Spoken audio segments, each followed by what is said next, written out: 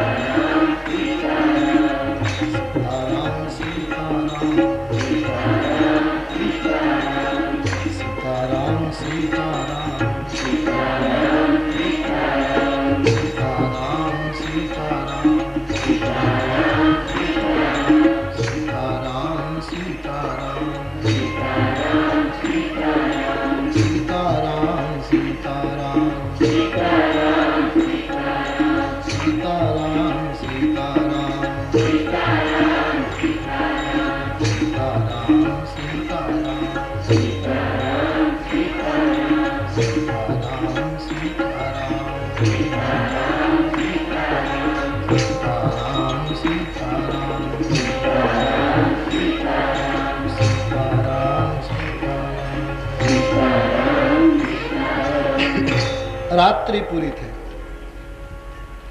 સવારના શૌચ સ્નાન આદિ પોતાનું નિત્ય કર્મ પૂરું કર્યું. ભગવાન રામ લખન વિશ્વામિત્રજીની આજ્ઞા પ્રાપ્ત કરી પૂજા માટે પુષ્પ લેવા જનકની પુષ્પ વાટિકામાં આવે છે. એ પુષ્પ વાટિકાનો સિદ્ધાંતમય પ્રસંગ. માનસકારનો અભિપ્રાય છે કે બાગમાં હરેક પ્રકારના ફૂલ છોડ હતા. નિયમ પ્રમાણે ઋતુઓ બદલતી, એમાં વસંત ઋતુનો વારો આવી જાય પછી બીજી ઋતુ આવતી, પરંતુ વસંત ત્યાંથી જતી નહીં, બાગના કોઈ ખૂણામાં લુભાઈને બેઠી રહેતી. આવો સુંદર બાગ.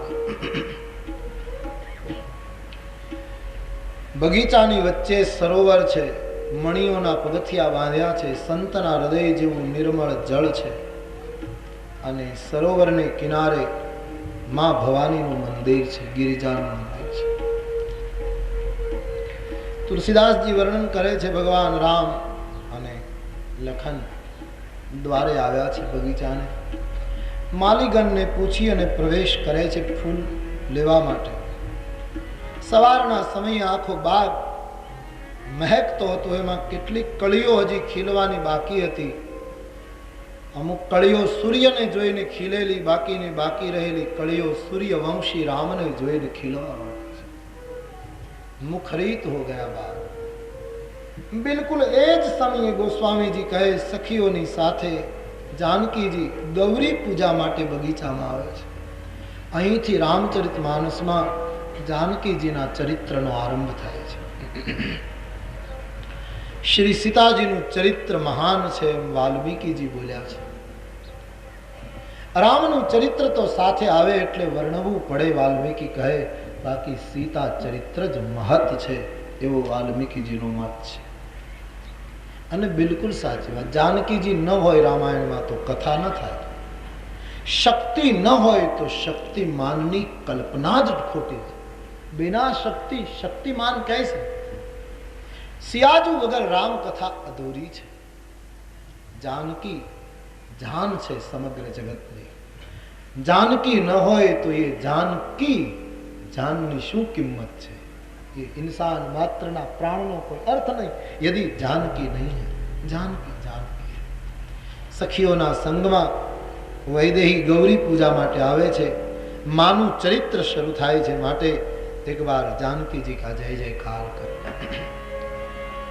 બોલીએ મિથિલેશ કિશોરી કી જય.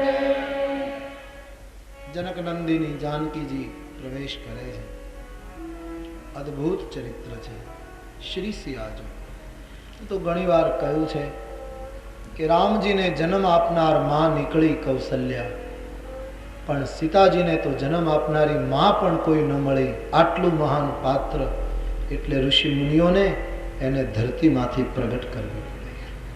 આ શ્રી કિશોરી છે. જગતમાં જાનકીજીએ સહન કર્યું છે એવું વિશ્વમાં કોઈ સહન નહીં કરે. અદ્ભુત. માતાઓ માટે જાનકીનું ચરિત્ર અતિ અદ્ભુત આદર્શ છે. તમારા જીવનમાં દુઃખ તો બધાને પડે પ્રારબ્ધમાં, તો માતાઓને બહેનોને કોઈ દુઃખ થાય, કોઈ સંકટ આવે તો રામાયણમાં સીતાના ચરિત્રને યાદ કરજો. આપણા દુઃખ બહુ નાના લાગશે. ધરતીની દીકરી કેટલું સહન કરે. રામાયણમાં તો લખ્યું છે પિતા સકલ ભૂપાલ મની સસુર ભાનુ કુલ ભાનુ. જેના પિતા સમ્રાટોના મુકુટમણી, જેના સસરા સૂર્યવંશના સૂર્ય દશરથ અને જેના પતિ અખિલ ભુવન નાયક ભગવાન રાઘવેન્દ્ર, એ જાનકીને દર દર ભટકવું પડ્યું. આપણા દુઃખો તો શું છે એની આજે. હા, વૈદેહી વૈદેહી સીતાજીનું ચરિત્ર અતિ મહાન છે.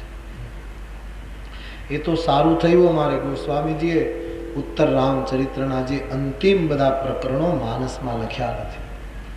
સીતાજીનો બીજી વખતનો ત્યાગ, વાલ્મીકી ઋષિમાં એનું રહેવું, આશ્રમમાં રહેવું, લવકુશનો જન્મ, એ બધી અતિ કરુણ કથાઓ ગોસ્વામીજીએ નથી લીધી.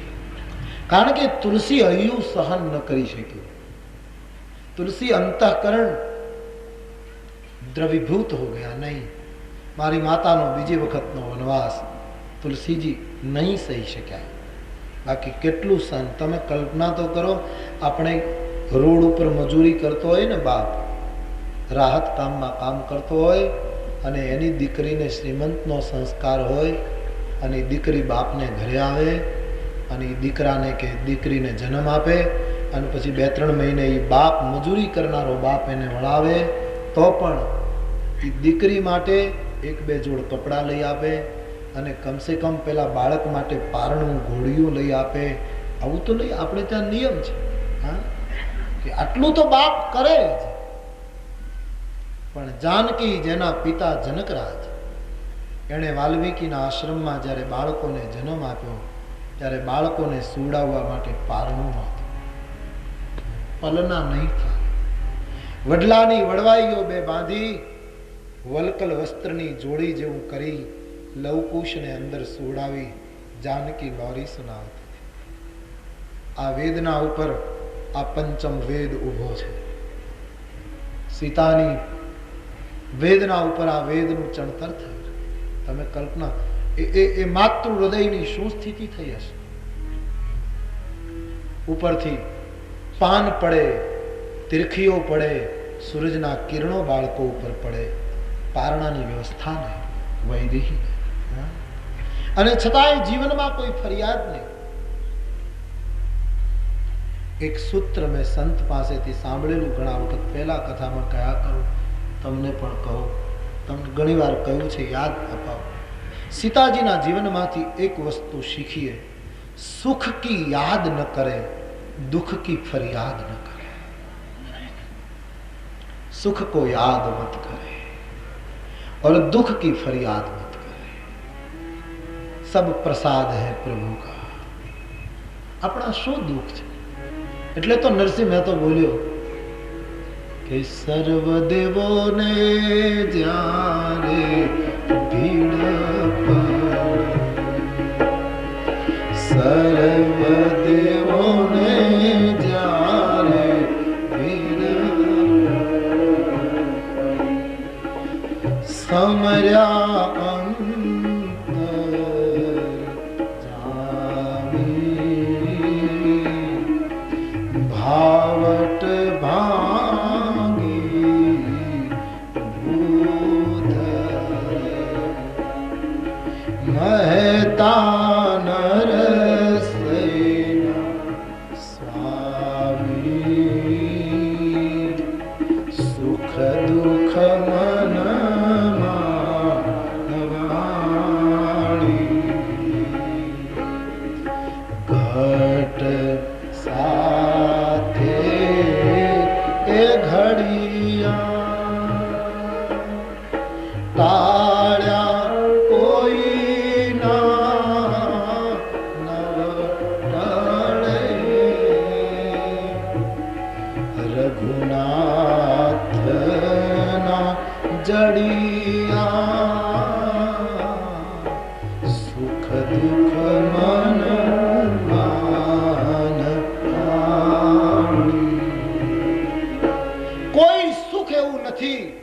જેના મૂળમાં દુઃખ ન હોય અને કોઈ દુઃખ એવું નથી જેના મૂળમાં સુખ ન હોય. કોઈ પાપ એવું નથી જેની બુનિયાદમાં પુણ્ય ન હોય અને આ દુનિયામાં કોઈ પુણ્ય એવું નથી જેના પાયામાં પાપ ન હોય. તમે લાખ રૂપિયાનું દાન કરો તો પુણ્ય કર્યું, પણ વિશુદ્ધ છે એના મૂળમાં ક્યાં 1% પણ પાપ હશે. कोई पुण्य ऐसा नहीं जो पाप से मुक्त हो, कोई पाप ऐसा नहीं जो पुण्य से मुक्त हो. इसलिए वेदांत कहता है दोनों से परे हो जाओ. आदि जगत गुरु के शब्द में सुने तो न पुण्यम न पापम न सौख्यम न दुखम, न पाप रहे न पुण्य रहे. तो सुख અને દુઃખ જાનકીના ચરિત્ર દ્વારા કેટલું સહન કર્યું, હદ કરી નાખ્યું. શું એની સુકોમળતા હતી. કવિતાવલી આદિ ગ્રંથોમાં તો લખ્યું છે કે જાનકીજીને રામજીએ કહ્યું તમે વનમાં ન આવો, પણ માન્યા નહીં કે મહારાજ હું સહન કરી શકીશ, વનમાં બધું હું સહી લઈશ તમારી સાથે. પછી ભગવાન સાથે લે અને સરયુને કિનારે 2 ડગલા ભર્યા છે સીતાજીએ કેવલ તુલસીદાસજીએ ગણ્યા છે ડગલા. ડગ દ્વય નિકસી પુરતે રઘુવીર બધુ. રઘુવંશ ભૂષણ રાઘવેન્દ્રના ધર્મપત્ની રઘુકુળની આ પુત્ર વધુ જ્યારે વનવાસ માટે નીકળ્યા અને 2 ડગલા જ્યારે આમ પગ મૂક્યો, 2 કદમ જ્યાં ભર્યા, ત્યાં રામજીને કહેવા લાગ્યા, હવે આપણે આશ્રમ કેટલે દૂર બનાવવાનો છે, હજી કેટલે દૂર જવાનું છે. 2 ડગલા ભર્યા ત્યાં આ પરી. એ સીતા કેટલું સહન કરે છે. જાનકીજીનું ચરિત્ર બહુ જ આદર્શ શીખવે છે. અને એમાંય લવકુશ જ્યારે સમજદાર થયા અને ક્યારેક ક્યારેક માને પૂછે અમારા પિતાજી કોણ છે, ત્યારે તો જાનકીજીની જે વિષમ પરિસ્થિતિ થતી, નામ અપાય નહીં રામનું તો આ રઘુકુળના બાળકો બળવો કરે અયોધ્યાની સામે. ક્ષત્રિયનું ખૂન છે, શેર સંતાનો છે. જો કહે કે તુમ અવધ નરેશ રાઘવેન્દ્ર કી સંતાન હો તો આને બળવો કરતા વાર ન લાગે. વાત ટાળી ગઈ. કથા આવે છે, પ્રસંગ આવ્યો છે તો એ કથાને વંદન કરી લો. રામજી યજ્ઞ કરે, વાલ્મીકીજીને નિમંત્રણ. લવકુશને લઈને વાલ્મીકી રામજીના યજ્ઞમાં અયોધ્યા આવવા માટે નીકળે. શ્રી જાનકીજી પોતાના બાળકોને વિદાય આપે છે. પહેલી વાર જાનકીના બાળકો માંથી છૂટા પડે. नैन भर गए थे. लव कुश बेटे मां जाओ बाबा के साथ. अयोध्या बहु बड़ी नगरी है बेटे. अयोध्या मर्यादानी नगरी છે. બાબાની પાસે રહેજો. કોઈને બહુ પૂછપૂછ નહીં કરવાનું. કોઈ કઈ પૂછે તો બહુ વાત નહીં કરવાની. જાનકીજી પહેલેથી પાળ બાંધે છે કે અયોધ્યામાં બાળકોને ખબર ન પડી જાય કે અમે અયોધ્યાના સંતાનો છે. વાલ્મીકીજીને વંદન કરી વૈદેહીએ કહ્યું, બાબા મારી કુરબાની એળે ન જાય માટે સાચવજો બાળકોને, નહીતર આ બાળકો બળવો કરશે. જાનકી બેટી ચિંતા મત કરો, ચલો બેटे. બંને ભાઈઓ વિદાય લે છે. જાનકીજીને ગમ્યું નથી. લવકુશે પાછું વાળીને જોયું તો માને રડતા જોઈ. બંને ભાઈઓ પાછા ફરી માને કહે, માં અમે જઈએ તો તને એકલું લાગે ના, અમારે નથી જવું, અમે તારા પાસે. નહીં બેटे નહીં, જાઓ. प्यार किया दुलार किया भेजे दोनों आए श्री अवध. કેટલા ઋષિ મુનિઓ આવેલા છે. યજ્ઞ દર્શન કર્યા, વાલ્મીકીજીનું સન્માન થયું. પણ ભગવાન રામજીની પાસે સુવર્ણ પ્રતિમા જોઈને બંને ભાઈઓને વિચાર થયો કે આ પ્રતિમા તો અમારી માની છે, આ મૂર્તિની અણસાર અમારી માતાની છે. અયોધ્યાના રાજાની પાસે અમારી માતાની મૂર્તિ કેમ? પ્રશ્ન થયો. भगवान वाल्मीकि जी समझावी दे, बेटे हम शकल कई लोग होते हैं, छोड़ो बात, विषयांतर कर. कथा एवी आवे छे. यज्ञनी विश्रांतिमां लवकुश वीणानी સાથે સંગીતમાં રામાયણનું ગાન અયોધ્યાને સંભળાવે છે. વાલ્મીકીજી પાસે રામાયણ ભણ્યા છે. સંગીતમાં રામાયણના ગાયકોના પ્રથમ આચાર્ય છે લવકુશ, જેમણે રામાયણનું ગાન સંગીતમાં કર્યું છે.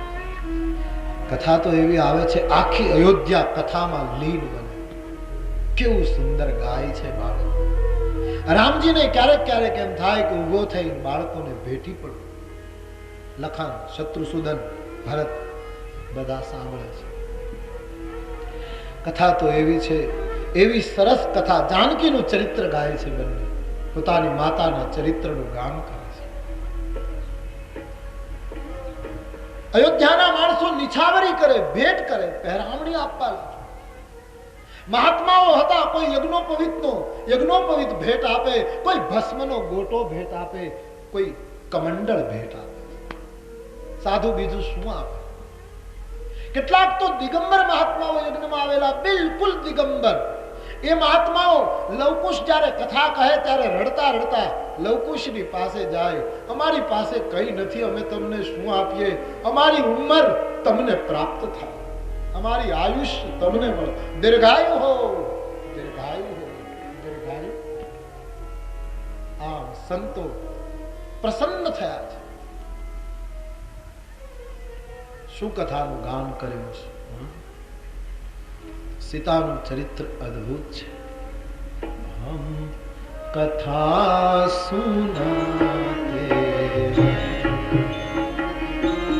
હમ કથા સુનાતે,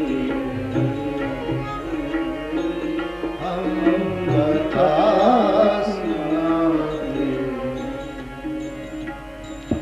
ભારત की एक सन्नारी की हम कथा सुनाते हैं, हम कथा सुनाते हैं. मिथिला की राज दुलारी की हम कथा सुनाते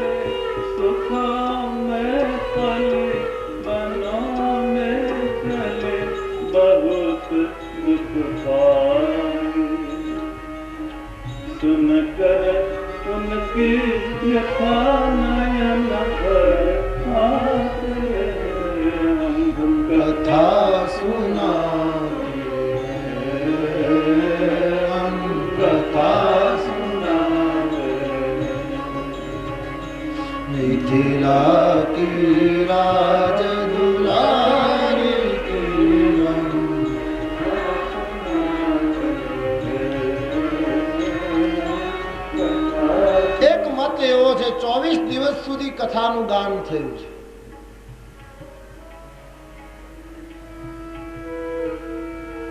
અચાનક આ બાળકોને પૂછવામાં આવ્યું કે તમારા પિતાનું નામ શું છે.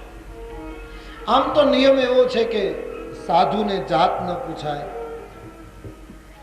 જાતિ ન પૂછો સાધુ કી, પૂછી લીજયો જ્ઞાન, मौल करो तलवार का, पड़ा रहन दो म्यान. સાધુની જાત નથી પૂછાતી. તો પૂછ્યું છે ઋષિ બાળકોને, તમારા પિતાનું નામ શું? ખબર તો નહોતી. લવે એવું કહ્યું કે અમારા પિતાનું નામ નિષ્ઠુર છે. રામજીના દરબારમાં વાત કરી, हमारा पिता नाम निष्ठुर है. लोग हैरान, निष्ठुर नाम आज तक कभी सुना नहीं किसी का. कुछ प्रश्न करे छे कि भाई तने क्यांथी खबर कि पिताનું નામ નિષ્ઠુર છે? माने तो कभी बताया नहीं. ત્યારે લવે જવાબ આપ્યો કે તને ખબર નથી, એક વખત માં બોલી હતી એટલે કહું છું, આપણા પિતાનું નામ નિષ્ઠુર છે. બોલે કેમ, કઈ રીતે? બોલે તને ખબર નહીં, થોડા સમય પહેલા એક દિવસ સવારે તું અને હું આશ્રમની અંદર સિંહના બચ્ચાનું મોઢું ફાડી અને એના દાંત ગણતા હતા અને સિંહના બચ્ચાને હેરાન કરતા હતા. ત્યારે જાનકી માં જોઈ ગઈ ને કીધું, એ નિષ્ઠુર के बच्चे क्या कर रहे हो, छोड़ो, शेर के बच्चे को छोड़ो. निष्ठुर हो गए. तब से मुझे लगा कि हमारे पिता का नाम निष्ठुर लगता है. द्विअर्थी संबोधन था અને રામજીના ઉપર એ તાના था कि राघव निष्ठुर हो गए क्या. કહેવાનો મારો મતલબ એટલો જ છે કે જાનકીએ જે સહન કર્યું છે. પછી તો વાલ્મીકીજીની સાથે બાળકો પાછા આવ્યા અને જાનકીજી બધું પૂછે છે ત્યારે લવકુશ કહે, માં રાજા રામની બાજુમાં યજ્ઞમાં એક મૂર્તિ પધરાવેલી, એ બિલકુલ તારા જેવી જ લાગતી હતી. કહે છે એ વખતે સીતાજીને સંતોષ થયો કે રાજા રામજીએ મારો ત્યાગ નથી કર્યો. નહીતર જે કુળમાં અનેક રાણીઓને પરણી શકાય એવો રિવાજ હતો રઘુકુળમાં. દશરથજીને સ્વયંને ઘણા રાણીઓ હતા, પણ યજ્ઞ કરવા માટે રામજીએ બીજું લગ્ન ન કર્યું, સીતાની પ્રતિમા પધરાવી અને યજ્ઞ અનુષ્ઠાન પૂરું કર્યું. તો કહેવાનો અર્થ એ છે, ધરતીની પુત્રી ધરામાં સમાઈ ગઈ ત્યાં સુધી એમણે સહન કર્યું. એ મૈથિલી, એ કિશોરીજીનો કથામાં પ્રવેશ થાય છે. સીતાજીનું ચરિત્ર મહાન છે, મહાન છે. સખીઓની સાથે 8 સખીઓ, 2 આગળ 2 પાછળ, 2 આ બાજુ 2 આ બાજુ બાગમાં પ્રવેશ કર્યો છે. સરોવરમાં સ્નાન કરી ગૌરીની પૂજા કરે છે. એક સખી બાગ જોવા માટે પાછળ રહી ગયેલી એ રામને જોઈ ગઈ અને દોડતી આવી જાનકીજીને કહે છે, જે રાજકુમારોએ ગત સંધ્યાએ આખા નગરને મોહિત કર્યું, એ બાગની અંદર